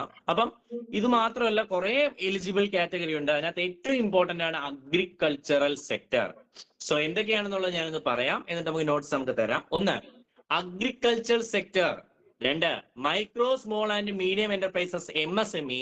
3, export credit, education, housing, social infrastructure, renewable energy, weaker sections. ആ weaker സെക്ഷൻസിനകത്താണ് ഒരുപാട് കാര്യങ്ങൾ വരുന്നത്. സോ ഇത്രയും കാര്യങ്ങൾ, അതായത് അഗ്രികൾച്ചർ സെക്ടർ, അതേപോലെ micro small medium enterprises MSME, അതേപോലെ എക്സ്പോർട്ട് ക്രെഡിറ്റ്, അതേപോലെ education, housing sector, social infrastructure, renewable energy, weaker section, ഇത് ഇത്രയും ഇവരെല്ലാം എന്തിൽ വരുന്നതാണ്? നമ്മുടെ ഈ പറയുന്ന പ്രയോറിറ്റി സെക്ടർ ലെൻഡിങ്ങിൽ വരുന്നതാണ്, PSL വരുന്നതാണ്. ഓക്കെ, സോ എന്റെ ഒരു ക്വസ്റ്റ്യൻ ഇതാണ്, PSL അപ്ലൈ അല്ലാത്ത ബാങ്ക് ഏതാണ്? പ്രയോറിറ്റി സെക്ടർ ലെൻഡിങ് ബാധകമല്ലാത്ത ബാങ്ക് ഏതാണ്? PSL ബാധകമല്ലാത്ത, PSL does not apply to which bank? ഇവിടെ പ്രയോറിറ്റി സെക്ടർ ലെൻഡിങ് എന്ന് പറഞ്ഞാൽ വായ്പ കൊടുക്കുക എന്ന് പറയുന്ന മീനിങ്ങേ ഉള്ളൂ. എന്ത് വായ്പ കൊടുക്കുക? ഈ പറയുന്ന ബാക്ക്വേർഡ് നിൽക്കുന്ന സെക്ടറുകൾക്ക്, അതായത് ഈ പറയുന്ന ചില പ്രാധാന്യം അർഹിക്കുന്ന, ഞാൻ ഈ വായിച്ചില്ലേ, agriculture, export credit, education sector, ഇവർക്കൊക്കെ നിർബന്ധമായും ലോൺ കൊടുത്തിരിക്കണം. അതിനെയാണ് പ്രയോറിറ്റി സെക്ടർ ലെൻഡിങ്. ലെൻഡിങ് എന്ന് പറഞ്ഞാൽ വായ്പ കൊടുക്കുക. അത് എവിടെ കൊടുക്കുക? പ്രയോറിറ്റി സെക്ടറുകൾക്ക് വായ്പകൾ നിർബന്ധമായും കൊടുക്കണം. ഒരു ബാങ്കിന്റെ ആകെ ലോണിന്റെ 40% പ്രയോറിറ്റി സെക്ടറിന് കൊടുത്തിരിക്കണം എന്നാണ് പറയുന്നത്. ആ പ്രയോറിറ്റി സെക്ടർ ഇന്ത്യയിലെ ഏത് ബാങ്കും കൊടുത്തേ പറ്റൂ. എന്നാൽ ഒരു ബാങ്കിന് മാത്രം ഇത് ബാധകമല്ല. അത് ഏത് ബാങ്കാണെന്ന് ആർക്കെങ്കിലും പറയാമോ? ഇതിലും പ്ലീസിംഗ് ആയിട്ട് ഞാൻ എങ്ങനെയാണോ ചോദിക്കുന്നത്? Payment bank. Very good, excellent excellent. Payment ബാങ്കുകൾക്ക് ബാധകമല്ല. കാരണം പേയ്മെന്റ് ബാങ്കുകൾ വായ്പകൾ കൊടുക്കുന്നില്ല. ലെൻഡ് ചെയ്താലല്ലോ പ്രയോറിറ്റി സെക്ടർ ലെൻഡിങ് വരൂ. സോ പേയ്മെന്റ് ബാങ്ക് ആണ് ആൻസർ. ആൻസർ പേയ്മെന്റ് ബാങ്ക് ആണ്. ആൻസർ പേയ്മെന്റ് ബാങ്ക് ആണ് കേട്ടോ. ആൻസർ ഏതാണ്? പേയ്മെന്റ് ബാങ്ക് ആണ്. Okay, so PSL does not apply to payment bank. PSL does not apply to payment bank. Okay, then in case 40% എന്ന് പറയുന്ന ഒരു target ബാങ്കുകൾക്ക് achieve ചെയ്യാൻ പറ്റിയില്ല. ഇപ്പൊ ഉദാഹരണത്തിന് ഞാനൊരു ബാങ്ക് ആയിരുന്നു, ഞാൻ 100 രൂപ ലോൺ കൊടുത്തു, എനിക്ക് 40 രൂപയും പ്രയോറിറ്റി സെക്ടറിന് കൊടുക്കണമായിരുന്നല്ലോ. എന്നെ കൊണ്ട് അത് പറ്റിയില്ല എന്നുണ്ടെങ്കിൽ ബാക്കിയുള്ള എമൗണ്ട്, ഇപ്പൊ ഉദാഹരണത്തിന് 38 രൂപ ഞാൻ കൊടുത്തു, ബാക്കി ഒരു 2 രൂപ കൂടെ വേണമല്ലോ. ആ 2 രൂപ ബാങ്കുകളുടെ കൈവശം വെക്കാൻ സാധ്യമല്ല. അത് RIDF എന്ന് പറയുന്ന ഒരു ഫണ്ടിലേക്ക് ട്രാൻസ്ഫർ ചെയ്യണം. സോ ഒരു പോയിന്റ് കൂടെ നമുക്ക് എഴുതിയിട്ട് നമുക്ക് അടുത്ത ക്വസ്റ്റ്യൻ വെക്കാം. സോ ആ പോയിന്റ് എഴുതിക്കൊള്ളാം. If bank fails in PSL target, if bank fails in PSL target, if bank fails in PSL target, if bank fails in PSL target, comma, the bank may require to investor, the bank may require to investor, the bank may require to investor, bank may require to investor in the rural infrastructure development fund, in the rural infrastructure development fund, rural infrastructure development fund, RIDF, RIDF. Okay, നമുക്ക് next ക്വസ്റ്റിനിലേക്ക് പോവാം. RIDF ആണ്, RIDF. Okay, so അടുത്ത question, find the odd one related to mobile banking service. Mobile ബാങ്കിങ്ങിനെ നമ്മൾ M banking എന്ന് വിളിക്കും. M ആണ്, മൊബൈലിന്റെ M banking. Okay, so mobile banking സർവീസുമായിട്ട് ബന്ധപ്പെട്ട് നിൽക്കുന്നതിലെ ഓഡ് വൺ എന്ന് വെച്ചാൽ അതിൽ ഉൾപ്പെടാത്തത് ഏതാണ്? ഓക്കെ, സോ ആൻസർ പറഞ്ഞേ. ഒന്ന് bill payment, no account management, fund transfer, payment. നിങ്ങൾ നെറ്റ് ബാങ്കിങ് ഉപയോഗിക്കുമല്ലേ, നിങ്ങൾക്ക് ഇതിൽ കിട്ടാത്തത് ഏതാണ് അല്ലെങ്കിൽ കിട്ടുന്നത് ഏതാണെന്ന് അറിയാലോ. തെറ്റേതാണ് ശരി ഏതാണെന്ന് അറിയാലോ നിങ്ങൾക്ക്. ആൻസർ കമന്റ് ചെയ്യാമോ? കമന്റ് ചെയ്യാമോ? ആൻസർ കമന്റ് ചെയ്യാമോ? എടോ കമന്റ് ചെയ്യാമോ ആൻസർ? ഓപ്ഷൻ ബി ആണ് ഇതിനകത്ത് odd one. Excellent. Option B ആണ് അതിനകത്തെ ഓഡ് വൺ. ഇതിനകത്ത് ഓഡ് വൺ ഓപ്ഷൻ ബി ആണ്, അതായത് നോ അക്കൗണ്ട് മാനേജ്മെന്റ്. തെറ്റാണ്.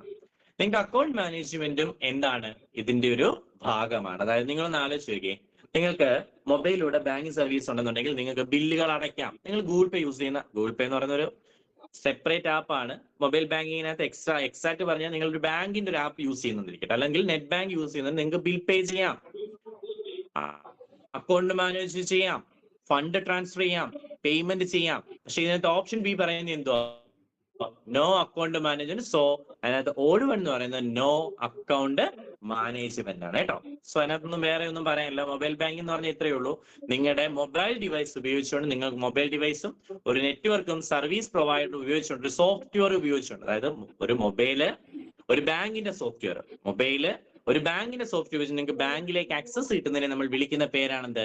മൊബൈൽ ബാങ്കിങ് എന്ന് വിളിക്കും. നമുക്ക് അടുത്ത ക്വസ്റ്റിലേക്ക്, കാരണം അതിനകത്ത് ഒരുപാടും നമുക്ക് പറയാനില്ല. മൊബൈൽ ബാങ്കിങ് നമ്മൾ ഷോർട്ട് ആയിട്ട് എന്ത് പറയും? എം ബാങ്കിങ് എന്ന് വിളിക്കും. നെക്സ്റ്റ് ക്വസ്റ്റിലേക്ക് നമുക്ക് പോകാം. Okay, mobile banking also known as M banking ആണ്. So the demand draft is generally valid for. Easy question ആണ്, ആൻസർ പറയാമോ? Demand draft generally valid four.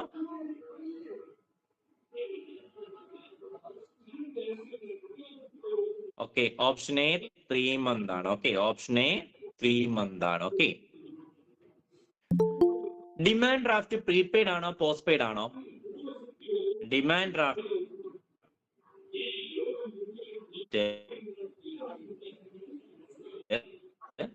Prepaid ആണോ?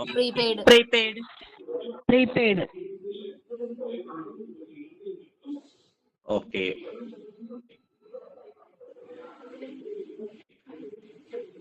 prepaid nature. So demand draft is demand drafted.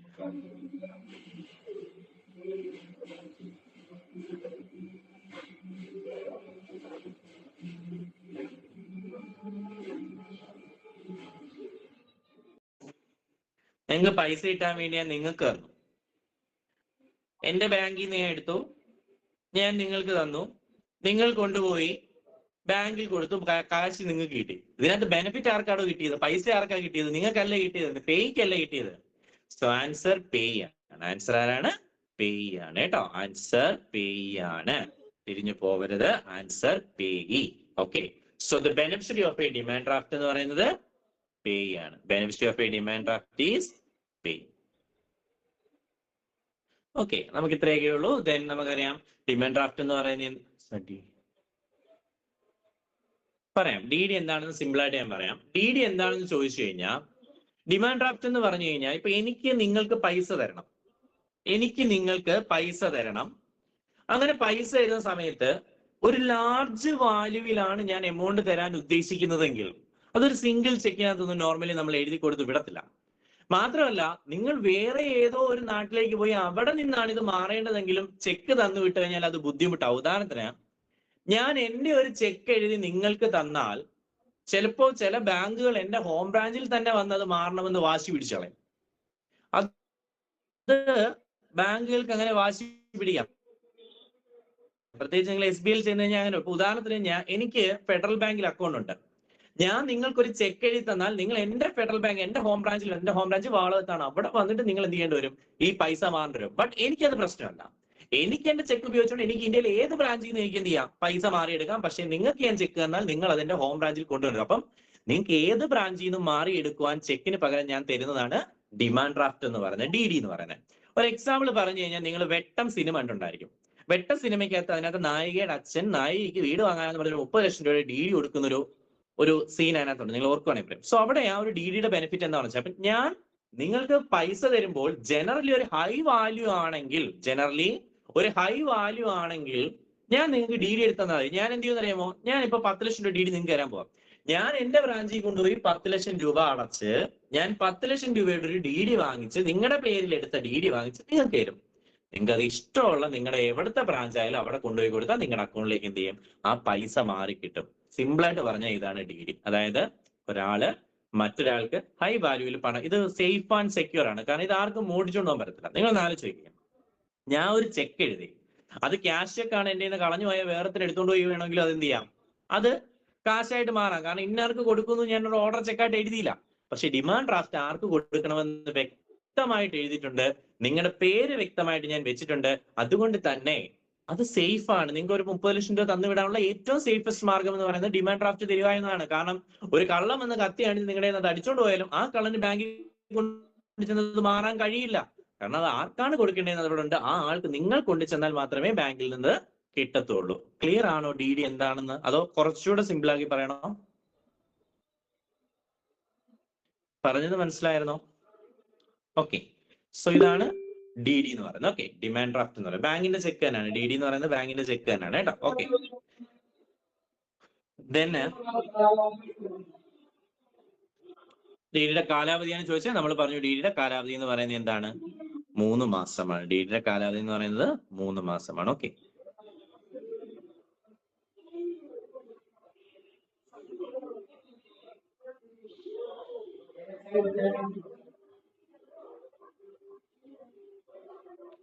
Okay. So നമുക്ക് അടുത്ത ക്വസ്റ്റിലേക്ക് പോകാം.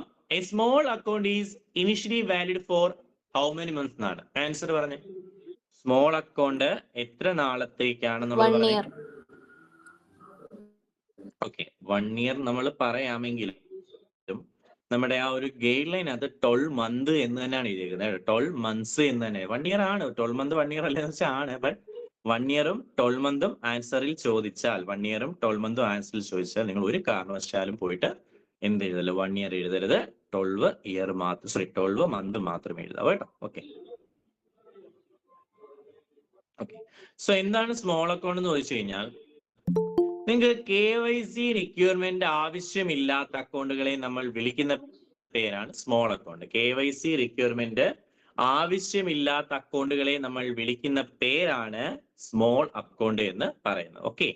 Small അക്കൗണ്ടുകളെ actually നമ്മൾ totally വിളിക്കുന്നത് BSBDA small account എന്നാണ്. Small അക്കൗണ്ടുകളെ നമ്മൾ വിളിക്കേണ്ട പേരെന്താണ്?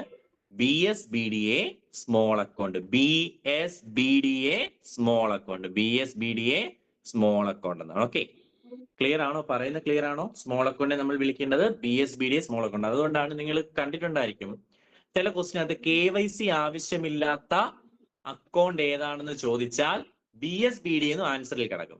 BSBDA എന്ന് പറയുന്നത് സത്യമാണ്. BSBDA എന്ന് മാത്രമല്ല, BSBDA സ്മോൾ അക്കൗണ്ട്, അതാണ് കറക്റ്റ് എന്ന് പറയുന്നത് കേട്ടോ. സോ ശ്രദ്ധിക്കാം, BSBDA small account, BSBDA small account എന്ന് പറയുന്നത് 12 മാസം വരെ KYC റിക്വയർമെന്റ് ഇല്ലാതെ നിങ്ങൾക്ക് എന്ത് ചെയ്യാൻ കൊണ്ടുപോകാൻ കഴിയുന്ന അക്കൗണ്ടിനെ വിളിക്കുന്ന പേരാണ് എന്ത്? BSBDA സ്മോൾ അക്കൗണ്ട് എന്ന് വിളിക്കുന്നത്. അതായത് an account without KYC requirement, that is BSBDA small account. Okay.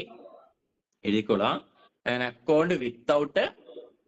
account without KYC requirement. അതാണ് BSBDA small account. Small account എന്ന് പറഞ്ഞാലും മതി, അതിനെ BSBDA സ്മോൾ അക്കൗണ്ട് എന്ന് വിളിക്കാം. ഓക്കെ, 12 മാസം വരെ നിങ്ങൾക്ക് KYC ഇല്ലാതെ കൊണ്ടു. ഇനി നിങ്ങൾ ഒരു സ്മോൾ അക്കൗണ്ട് നിങ്ങൾ ഓപ്പൺ ചെയ്താൽ നിങ്ങൾക്ക് ഒരു കാരണവശാലും ഫോറിൻ റെമിറ്റൻസ്, അതായത് വിദേശത്തേക്ക് പൈസ അയക്കാനോ വിദേശത്ത് നിന്ന് സ്മോൾ അക്കൗണ്ടിലേക്ക് പൈസ വരികയോ പ്രാക്ടിക്കലി പോസിബിൾ അല്ല. സോ അതുകൂടെ പോയിന്റ് എഴുതി വെച്ചേക്കുക. Small account does not offer foreign inward remittance. Small account does not offer foreign inward remittance. Foreign inward remittance.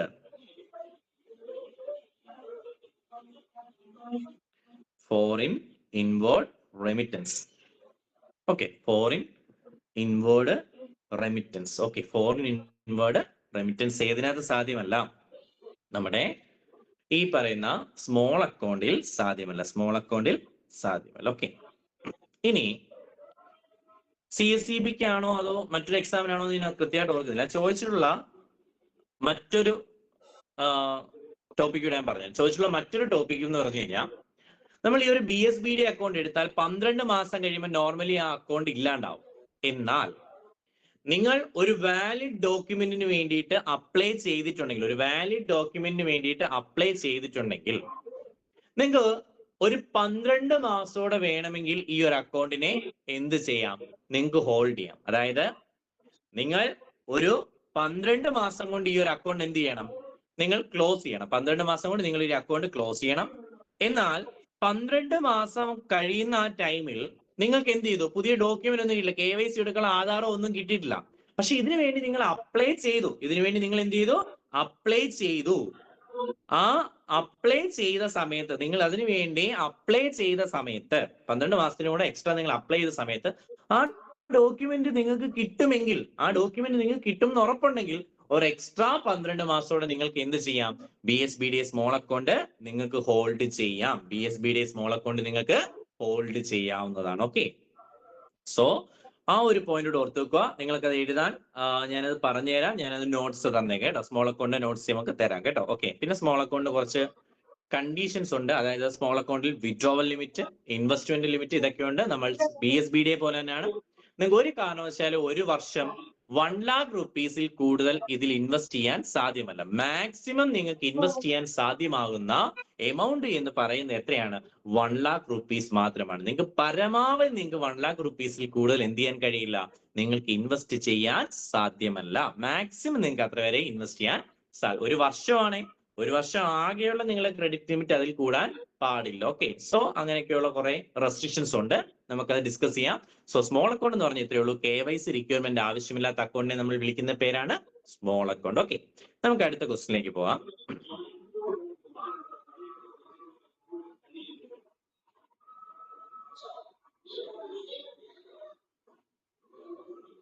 Okay, next question. Okay, so ശ്രദ്ധിക്കുക. Dash is the combination of 2 or more forms of mortgage. രണ്ടോ അതിലധികമോ forms of mortgage. Answer പറയാമോ? So option D ആണ്. Okay, option D ആണ്. Okay, so എന്താണ് mortgage എന്ന് ആർക്കെങ്കിലും പറയാമോ? എന്താണ് മോർട്ട്ഗേജ് എന്ന് ആർക്കെങ്കിലും പറയാമോ? മോർട്ട്ഗേജ്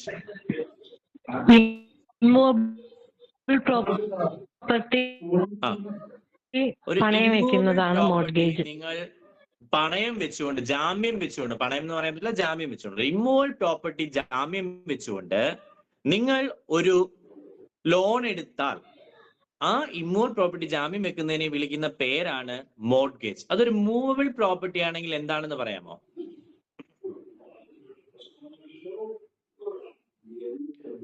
അതൊരു മൂവബിൾ പ്രോപ്പർട്ടി ആണെങ്കിൽ എന്തായിരുന്നു എന്ന് പറയാമോ?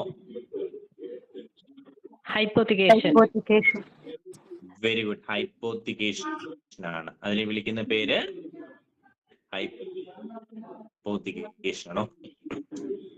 സോ നമ്മുടെ മോർട്ട്ഗേജ് പലതരം സിമ്പിൾ, അതായത് നമ്മുടെ ഡോക്യുമെന്റുകൾ കാര്യങ്ങളെല്ലാം നമ്മൾ സൈൻ ചെയ്ത് കൊടുത്തുകൊണ്ട് നമ്മുടെ ഒരു അസറ്റിന്മേലുള്ള അവകാശം മറ്റൊരാൾ കൊടുക്കുകയാണ്. ഇവിടെ ചെയ്യുന്ന ഒരു കാര്യം എന്ന് പറഞ്ഞാൽ, നമ്മൾ മോർട്ട്ഗേജ് ചെയ്യുന്ന സമയത്ത് നോർമലി നമ്മൾ ഇന്ത്യയിൽ ബാങ്കുകളിലൊക്കെ ചെയ്യുന്ന മോർട്ട്ഗേജ് എന്ന് പറയുന്നത്, നമ്മൾ ഒരു വസ്തുവിന്മേലുള്ള ഒരു ഇമ്മോൾ പ്രോപ്പർട്ടിയിൽ മേലുള്ള അവകാശം നമ്മൾ ട്രാൻസ്ഫർ ചെയ്യുകയും, എന്നാൽ ആ അവകാശത്തിന് പുറമെ അതിന്റെ കൈവശാവകാശം നമ്മുടെ കയ്യിൽ തന്നെ വെച്ചിരിക്കുകയും ചെയ്യും. ഉദാഹരണം, ഞാൻ എന്റെ വസ്തു പണയം വെച്ച് ലോൺ എടുത്താൽ ആ വസ്തുവിന്മേലുള്ള അവകാശം ബാങ്കിലേക്ക് പോവുകയും വസ്തു എന്റെ കൈവശം മാത്രം ഇരിക്കുകയും ചെയ്യും.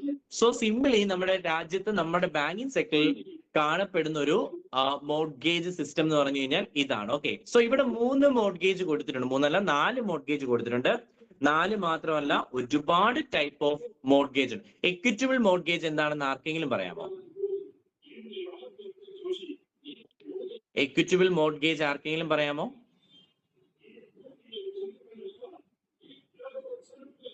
എക്വിറ്റബിൾ മോർട്ട്ഗേജ് ക്ലാസ്സിലിരിക്കുന്ന ആർക്കെങ്കിലും പറയാമോ?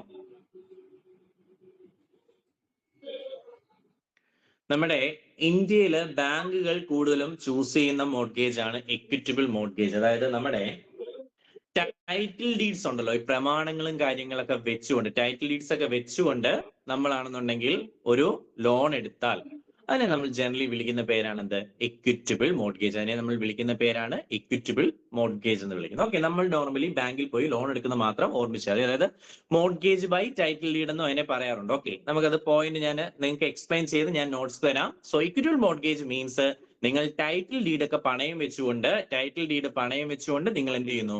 ഈ പറയുന്ന മോർട്ട്ഗേജ് ചെയ്യുന്നുണ്ടെങ്കിൽ, അതായത് നിങ്ങളുടെ പ്രമാണവും നിങ്ങളുടെ കാര്യങ്ങളൊക്കെ നിങ്ങൾ വെച്ചുകൊണ്ട്, വസ്തു വെക്കത്തില്ല, വസ്തുവിന്റെ പ്രമാണം വെച്ചുകൊണ്ടാണ് ലോൺ എടുക്കുന്നതെങ്കിൽ അതിനെ നമ്മൾ വിളിക്കുന്ന പേരാണ് ഇക്വിറ്റബിൾ മോർട്ട്ഗേജ്.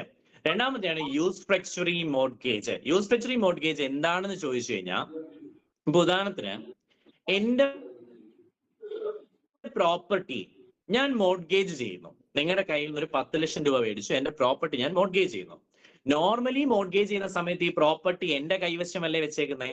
എന്നാൽ യൂസ്ഫ്രക്ചറി മോർട്ട്ഗേജിൽ ഇതിന്റെ പ്രത്യേകത എന്താണെന്ന് ചോദിച്ചാൽ, ഈ പ്രോപ്പർട്ടി ഉപയോഗിക്കാനുള്ള അവകാശം ഞാൻ നിങ്ങൾക്ക് തരും. അതായത് യൂസ്ഫ്രക്ചറി മോർട്ട്ഗേജ് എന്താണെന്ന് ചോദിച്ചു കഴിഞ്ഞാൽ, ഒരു മോർട്ട്ഗേജിനകത്ത് ആ ഒരു മോർട്ട്ഗേജ് ചെയ്യുന്ന പ്രോപ്പർട്ടി ഉപയോഗിക്കാനുള്ള അവകാശം ഞാൻ നിങ്ങൾക്ക്. ഇപ്പൊ ഉദാഹരണത്തിന് എനിക്കൊരു 4 നില കെട്ടിടം റോഡ് സൈഡിൽ ഷോപ്പിംഗ് കോംപ്ലക്സ് ഒക്കെ വെക്കാൻ പറ്റുന്ന ഒരു 4 നില കെട്ടിടമുണ്ട്. ഞാൻ നിങ്ങൾക്ക് എന്ത് ചെയ്യുന്നു? മോർട്ട്ഗേജ് ചെയ്യുന്നു. എന്നിട്ട് ഞാൻ പറയുന്നു, നിങ്ങളുടെ ഇത്ര മേടിച്ചിട്ട് ഞാൻ പറയുന്നു, ഇത് ഞാൻ തിരിച്ചടയ്ക്കത്തില്ല, ഇൻസ്റ്റാൾമെന്റ് ആയിട്ട് ഞാൻ തിരിച്ചടയ്ക്കത്തില്ല, പകരം നിങ്ങൾ എന്ത് ചെയ്തോണം? നിങ്ങൾ ഇത് ഉപയോഗിക്കണം. അതായത് അത് വാടകയ്ക്ക് കൊടുക്കുകയോ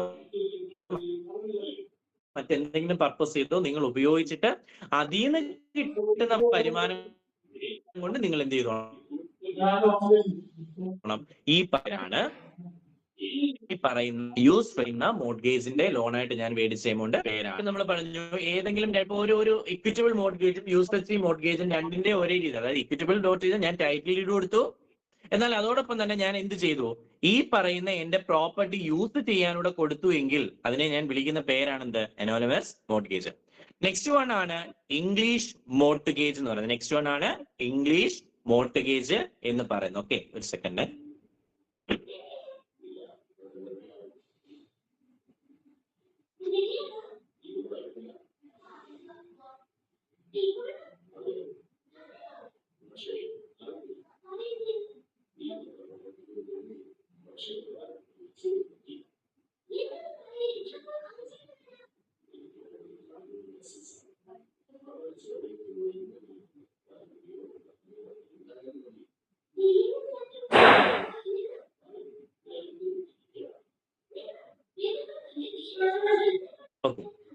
സോ ഇംഗ്ലീഷ് മോർട്ട്ഗേജിന്റെ പ്രത്യേകത എന്ന് പറഞ്ഞു കഴിഞ്ഞാൽ, ഇംഗ്ലീഷ് മോർട്ട്ഗേജ് എന്ന് പറയുന്നത് ഇതേപോലെ തന്നെ ഞാനൊരു പ്രോപ്പർട്ടി എന്ത് ചെയ്യുന്നു? പണയം വെക്കുന്നു.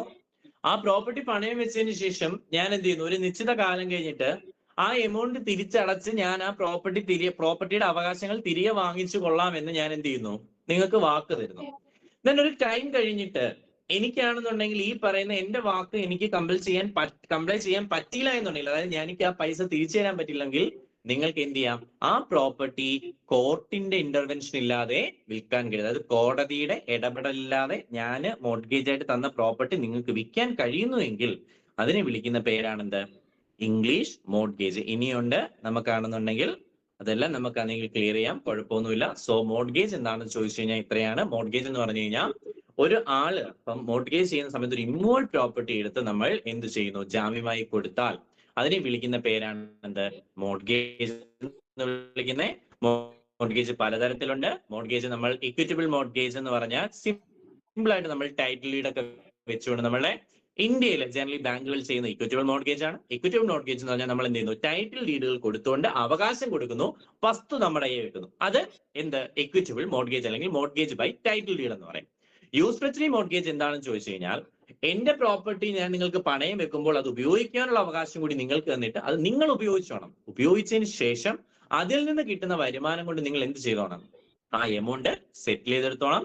നെക്സ്റ്റ് വൺ എന്ന് പറയുന്നത് ഇംഗ്ലീഷ് മോർഗേജ് ആണ്. ഇംഗ്ലീഷ് മോർഗേജിനകത്ത് ഒരൊറ്റ പ്രത്യേകതയുള്ളൂ, ഞാൻ ഈ പൈസ തിരിച്ചടച്ചില്ലെങ്കിൽ കോടതിയുടെ ഇടപെടലില്ലാതെ, കോർട്ടിന്റെ ഇന്റർവെൻഷൻ ഇല്ലാതെ തന്നെ നിങ്ങൾക്ക് എന്ത് ചെയ്യാം, ഈ വസ്തു വിറ്റ് കളയാവുന്നതാണ്. ദെൻ അനോമലസ് മോർഗേജ് എന്ന് പറഞ്ഞു കഴിഞ്ഞാൽ ഏതെങ്കിലും രണ്ടോ അതിലധികമോ അല്ലെങ്കിൽ ഏതെങ്കിലും ഒരു രണ്ടോ അതിലധികമോ മോർഗേജിന്റെ കോമ്പിനേഷനെ നമ്മൾ വിളിക്കുന്ന പേരാണെന്ത്, അനോമലസ് മോർഗേജ്. ക്ലിയർ ആണോ പറഞ്ഞത്? എന്റെയൊക്കെ നോട്ട്സ് ഞാൻ ലേറ്റ് ആക്കാതെ തരാം, ഉടനെ തന്നെ തരാം കേട്ടോ. ക്ലിയർ ആണോ? ഇവിടെ എന്തെങ്കിലും ഡൗട്ട് ഉണ്ടോ? കേൾക്കുന്നുണ്ടോ ഞാൻ പറയുന്നത്? മനസ്സിലാവുന്നുണ്ടോ ഞാൻ പറയുന്നേ? 9:30 ആയുള്ളൂ. ആർക്കും